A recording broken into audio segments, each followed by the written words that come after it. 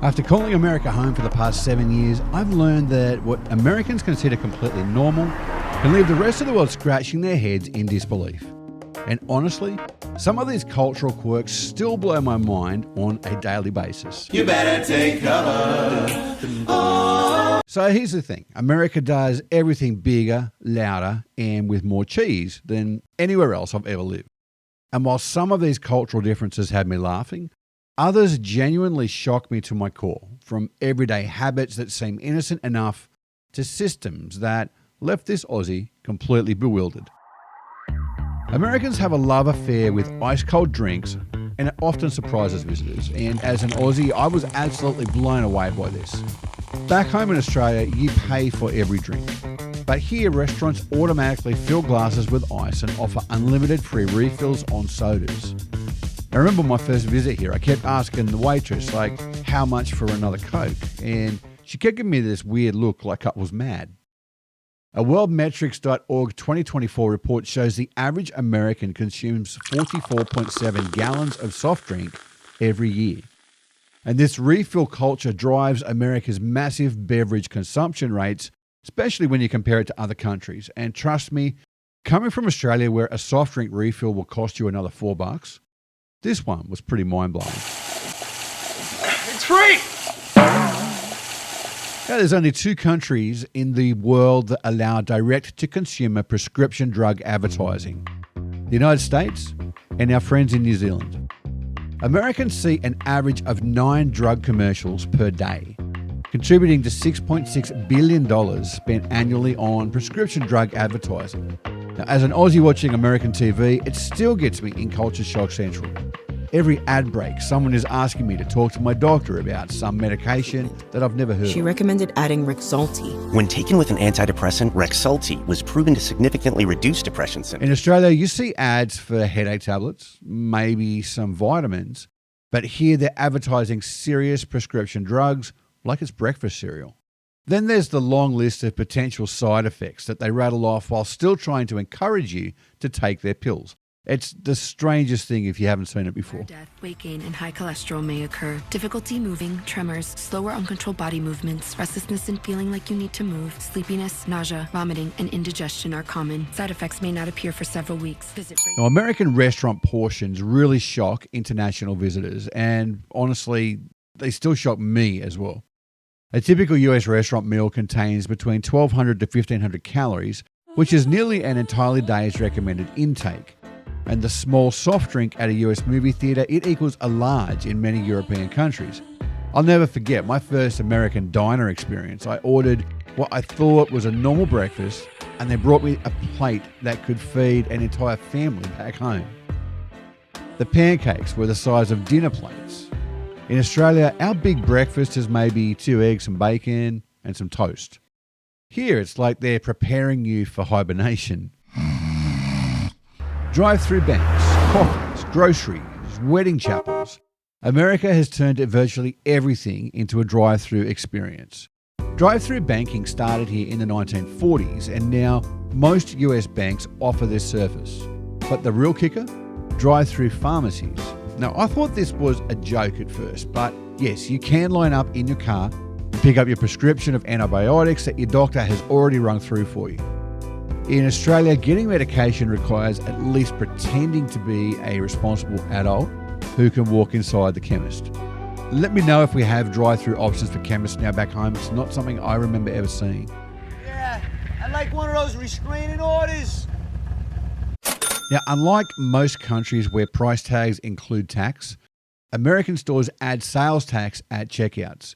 The tax rates can vary wildly, from 0% in Oregon to almost 10% where I live in Tennessee. First-time visitors often will get caught out when their $10 purchase suddenly costs $10.95. Now, as an Aussie being used to GST being included in the advertised price, this caught me off guard constantly in my first months here, and it still bugs me now. I would budget exactly for something, get to the checkout, and then suddenly I owe more money. Kind of feels like a sneaky trick every single time. Back home, if you see something cost $10, you pay $10. It's as simple as that. Americans discard 30 to 40% of their food. That's 219 pounds per person annually. Restaurant doggy bags are standard practice. The take it home or throw it away mentality really dominates here. And many people end up discarding those leftovers when they get home anyway. Coming from Australia, where my mum would give me a proper talking to for wasting food, seeing this casual toss of half-eaten meals was pretty shocking. I quickly learned the doggy bag system. Now I'm that person asking for a container for my leftover burger because these portions are genuinely too big to finish in one go. In 2022, Americans consumed 42 pounds of cheese per person, more than even milk consumption. Americans spray, squeeze, or melt cheese on everything. Cheese in a can remains uniquely American, with millions sold every year. The first time offered me cheese from a spray can at a party, I honestly thought they were having me on. In Australia, cheese comes in blocks or slices, not aerosol form. And watching Americans put cheese sauce on nachos, then more cheese on top, then spray cheese as a garnish, really left me wondering if there's a cheese shortage that I wasn't aware of. Now, while most nations reserve flags for government buildings, Americans display them everywhere. Homes, cars, clothing, offices, lapels, even bikini tops. A research centre study revealed 62% of Americans regularly fly flags. And America ranks number 1 globally for flag display frequency. Coming from Australia, where you might see flags on government buildings and during sporting events, seeing American flags on pickup trucks, clothing and even underwear was a real culture shock. In my neighbourhood where I live here, half the houses have flagpoles in their front yards. Something that you would never see in suburban Australia. Now, to be honest, I actually don't mind this. I fly both the US and the Aussie flags in front of my house here, and I'm proud to do so. Americans consume an estimated 3 cups of coffee every day through to-go culture. People constantly clutch coffee cups during meetings, shopping, or walking. And this comes as a big surprise, particularly to European visitors, where coffee remains a sit-down social experience, and as an Aussie used to proper cafe culture, where coffee is an event, not a portable accessory. So seeing Americans walking around with massive coffee cups can be a bit bizarre. Back home, you sit down, you enjoy your flat white, maybe have a chat. Here, coffee is fuel that you consume while doing 17 other things, or order on your app, pick it up at the drive-thru and head on to your next stop. The drive-thru lines after school drop-off in the mornings are crazy, so be warned on that one. Visitors from universal healthcare countries gasp at American medical bills. A simple ambulance ride averages over $2,000, varying by emergency level. And without insurance coverage, these bills devastate families. Some people prefer Uber rides to emergency rooms. Risky, but financially, it's understandable. The American healthcare system absolutely terrified me when I first moved here. When our daughter was born here, we were presented with a $93,000 hospital bill, which they kindly offered to drop to $24,000 if I paid before we discharged. That story ended up having a happier and cheaper ending, but back home, if you break your arm, you go to hospital, you get treated, you walk out. No bill, no stress. Here, I had a minor emergency room visit for what turned out to be nothing serious and received a $3,000 bill. Healthcare is the leading cause of bankruptcy in the United States. It's frightening. Those iconic yellow buses, 490,000 of them, they transport over 20 million students every day. The specific National School Bus glossy yellow shade was actually chosen back in 1939 for maximum visibility during dawn and dusk. And America's commitment to this exact yellow remains uniquely American compared to other countries' varied school transport colours. Coming from Australia, where school buses are just regular buses in different colours, seeing these massive yellow vehicles everywhere was kind of like stepping onto an American movie set the first time that I saw one. Now, my kids catch them home from school and both complain about how hot they are during summer with no aircon and a bunch of sweaty elementary kids crammed in there. Living the dream? Maybe.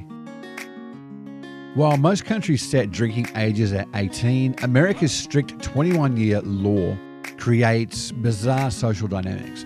19-year-olds can serve alcohol but can't taste it. Join the military but can't celebrate with a drink. The restriction is confusing when other adult rights begin at 18.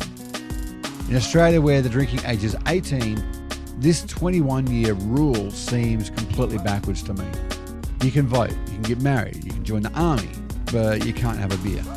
In Australia, once you're 18, you're considered a full adult. No weird in-between restrictions.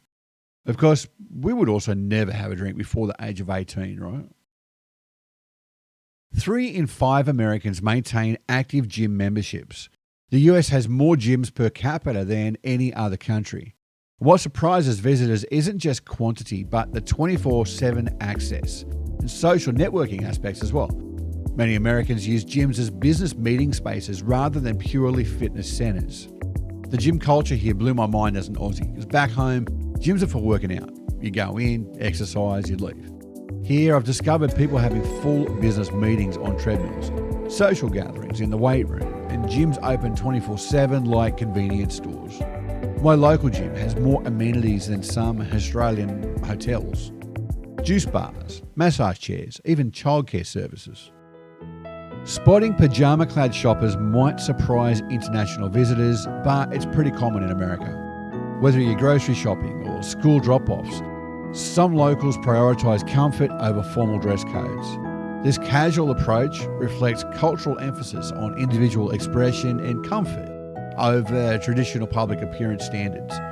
I guess the rise of remote work culture has also further normalised this comfort-first mentality. I was pretty shocked the first time I saw someone in pyjamas and slippers at Walmart at 2 p.m. on a Tuesday. Now in Australia, we're pretty casual, but pyjamas are strictly bedroom attire.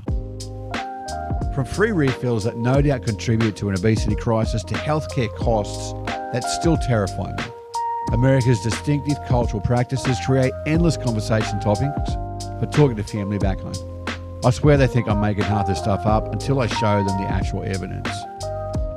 Living here as an Australian has been like an anthropological research into fascinating, confusing, but ultimately endearing culture that does everything bigger, louder, and like I said before, with more cheese than anywhere else on earth. Hooroo, mateys.